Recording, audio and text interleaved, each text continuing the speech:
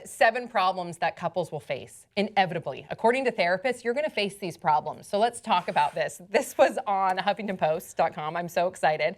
I hope that we can be really transparent, we will. right? Okay, Yeah, of course. So you've been in a relationship with Lizzie for quite some time. Yeah. I've been in a relationship with Mark for... Married. Well, we're married, but we've been together 10 years. But married for 5. Yeah. Okay. So number 1, it says you learn your partner can't really be your everything. And there's a number of therapists that comment on here, but one of them says they should be our soulmates, our BFFs, our sounding boards, our financial and career advisors, our sexual partners, and our parenting partners. The truth is, though, it's nearly impossible for any human being to meet all of those demands. So the advice here is that we need to realize and accept that other people can fill that void. Yourself, friends. So you don't have to put that all those expectations on your partner. And some people will kind of feel resentful if their partner doesn't meet all those expectations. So let that go. Oh, 100%. One of my biggest pet peeves, and Lizzie and I have talked about this before, is I do not like when people will post a picture of them with their significant other and say, spent the day with like my best friend or something like that. Because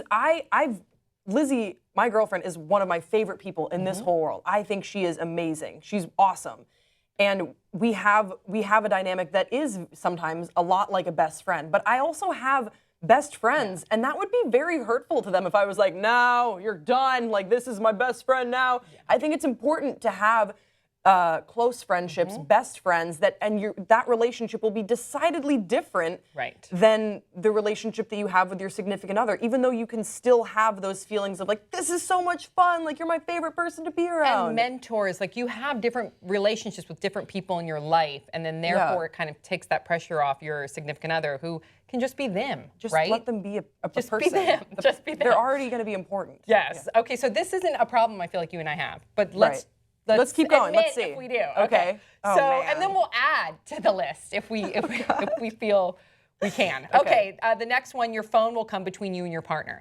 So it says here that the advice, truly focus on what they have to say. Remind yourself that if it's important enough for them to share it with you, it deserves your undivided attention. So that means don't be like listening like this. That means put your phone down, aside, and be like, okay, what did you want to talk about? Even if it's just something in passing. Right. Put your phone down. I've been guilty of both, and I really want to make the conscious effort to put it down. Of course, when we do dinner and like date nights and stuff, I'm really good about getting rid of my phone, and I want to unplug. Yeah. But there will be times where I'm on the couch and Mark will start to talk to me about some things that happened during the day, and I won't be 100% present, and vice versa, and it'll tick me off. So therefore, you would think I would be more sensitive to it ticking him off. I need to be better about that. Yeah, I think this is a tricky one. I like to think that I'm good at unplugging for date nights. And Lizzie and I look forward to getting away. We love taking weekend trips, camping somewhere there isn't, we're so gay, but somewhere where there isn't a lot of service. But I hear what you're saying about, like the little sometimes moments. It's little stuff, like when you're on the couch, or recently I've started snapping more on Snapchat. You can follow me at gbaldridge14. And you can follow me at Sam Shocker. And some of that, it's really fun to snap things that Lizzie and I do. Right. But sometimes I want to take a beat and like, this is just for us. Like, this isn't really, I don't necessarily want to share this. And it's not porn or anything like that.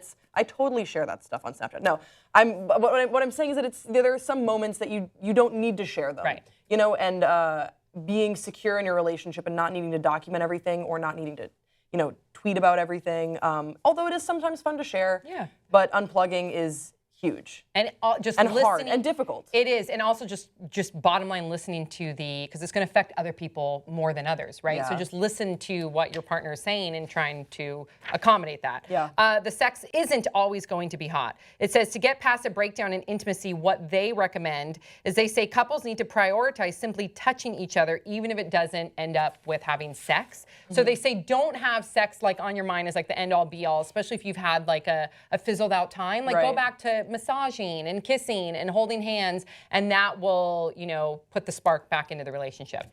I've seen ups and downs with Mark and I. I mean, for the most part, after 10 years, you just have to be, and you go through those waves. And I can be honest about that. And sometimes it takes work, and sometimes it's completely effortless. Right. And I think the people that realize that when it does take work, when you get to those little humps, no pun intended, little humps. Just remember in the back of your mind that that's okay if it's not as effortless as it was maybe 2 weeks before or 2 years before. You're going to get back to that. It's crazy. You'll have the best sex after 10 years, and maybe year 9 you had a little hiccup, and that's okay. And I think some people peace out thinking that that's the end all be all. I don't know. I mean, we're only about 3 years in, so this is certainly. And you have a long distance relationship. We have a long distance relationship. That's fun. That's so fun. We have a long distance relationship, so that I think that kind of affects things. But I do think that little intimacy goes a long way. It does. But also to be mindful of obnoxious PDA. When I was reading this, I was like, okay, that's great. That it is important to be intimate, and I love, little things that I can do, sometimes just like touching Lizzie's back when we're in a room somewhere, just to let her know that I'm there for her. That makes a difference. That's something. But like, I was at a brunch one time, and this couple, like the guy's ear was like in her mouth, and I was like, all right, I don't know what issues you might be having, but there is food here. You don't need to eat his ear. Yeah, I agree with you. There's other things on the menu. Okay, so we have 3 more. We're going to go through them a little bit faster because I feel like Grace and I could just go on and on about this one. Okay, you're not going to meet all of your relationship goals. That's a good one. It's just saying that some of your expectations will likely be exceeded. So if you're not meeting all your relationship goals, look at the ones that are being met. Right. And perhaps those are being exceeded and being grateful for that. And not focusing on the lack, but be focusing on what you guys have. And make sure that they're your goals, I think, is key, and not someone else's goals that you're projecting onto your own relationship. Yep. Another one, your partner won't let go of their bad habits. This is a good one. So people will build resentment. How many times can I tell Mark, after he shaves his beard, to really get every single little hair? A lot. And sometimes I feel like he's not doing that. As opposed to me, he'll tell me, make sure that you rinse your tea out of your cup, because I have loose leaf tea in the morning, so there's tea everywhere.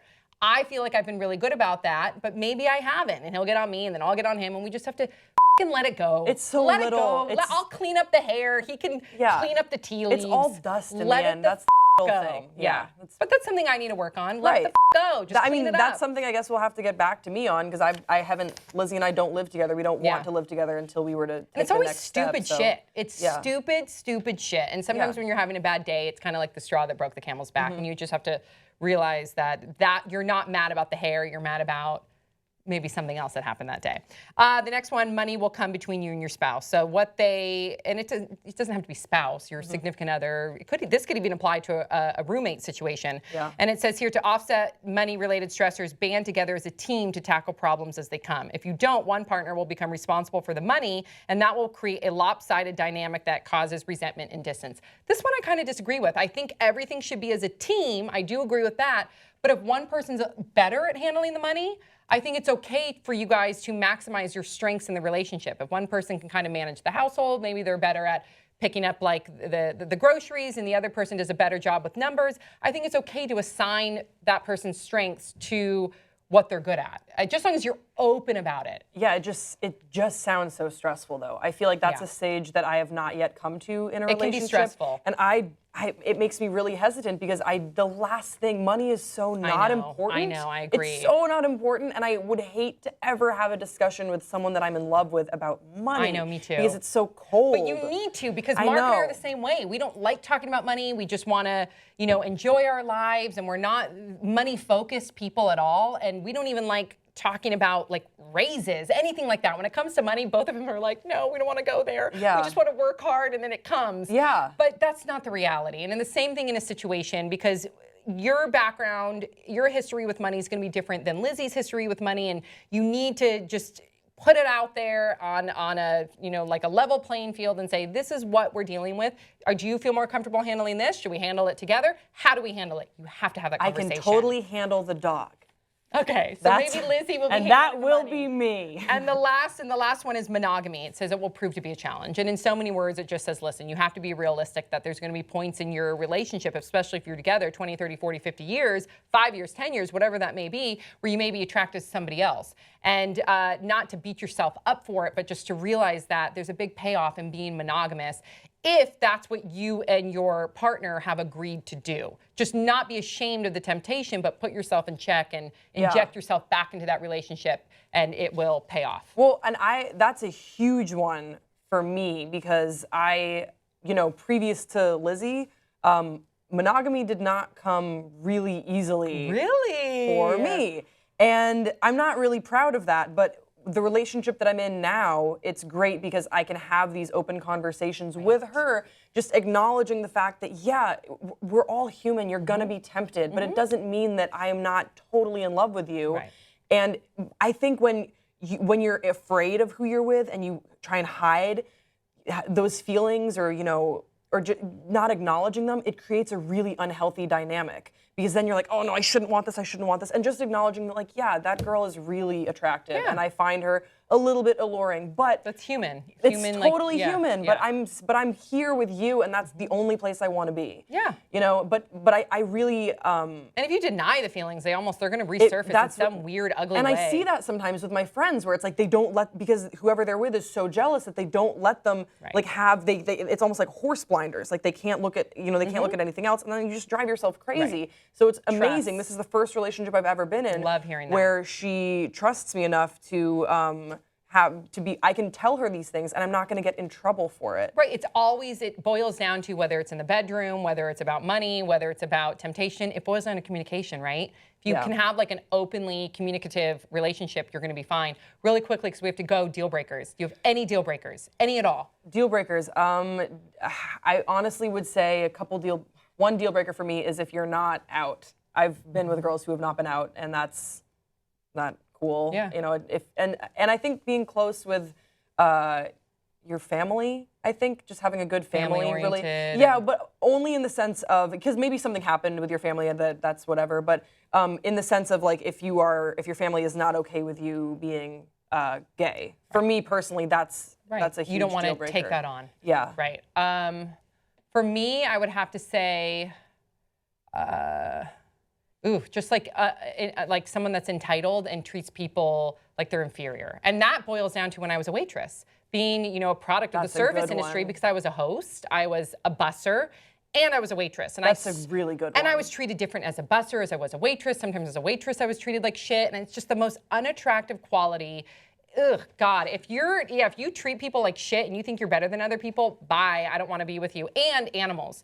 If you're not, I get some people aren't like as animal people as I am, but if you're not compassionate towards animals, to me, that means something bigger, in my opinion. I think you can tell a lot about someone, how they treat a taxi driver, a waitress, and how they treat a stranger's dog. Yes, Grace. That's a good way to summarize it. Okay, you guys, add to the list. Do you have any deal breakers, any problems in relationships that weren't on the list? Please let us know in the comment section below, and we'll see you next time on Pop Trigger.